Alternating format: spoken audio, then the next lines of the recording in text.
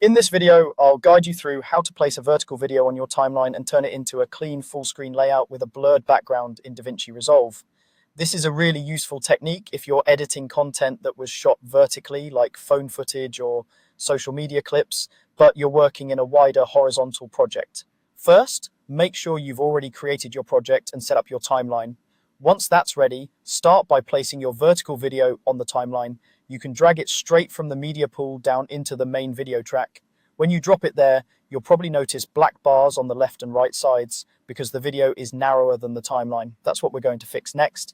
Next, we'll head over to the effects library so we can add a background effect that fills those empty spaces. Look for the effects library button, usually located in the top left area of the edit page. Click on it to expand the panel. Inside the effects library, navigate to the toolbox section and then choose effects. This is where DaVinci Resolve keeps a collection of drag and drop effects you can apply directly to your clips. From this list, find the effect called blanking fill.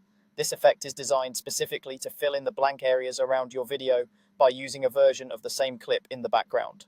Once you've located blanking fill, click and drag it directly onto your vertical clip on the timeline. You should see a small indicator on the clip showing the effect has been applied. With the effect added, it's time to customize how it looks. Make sure your clip is selected on the timeline, then open the inspector panel, usually on the top right of the screen. If you don't see it, just click the inspector button to toggle it on.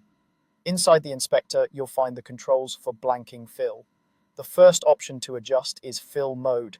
Here you can choose between zoom or stretch. Zoom takes your original video, enlarges it, and uses that as the background while keeping the main version centered and untouched. This usually looks more natural and is what most editors prefer. Stretch, on the other hand, pulls the video wider to fill the sides, which can look more stylized but sometimes a bit distorted. Try switching between the two and see which one fits your style. Next, adjust the blur strength. This controls how soft or sharp the background appears. A stronger blur helps keep the viewer's focus on the main centered video because the sides become more subtle and less distracting. If the blur is too low, the background might compete with your main subject, so move the slider slowly and stop when the background feels smooth and unobtrusive. Finally, fine-tune the brightness and contrast settings for the background. Slightly lowering the brightness or contrast of the background layer can help your main video pop more in the center. The goal is to make the subject stand out clearly while the background supports it without drawing attention. Make small adjustments, then play a few seconds of your timeline to judge the overall look in motion.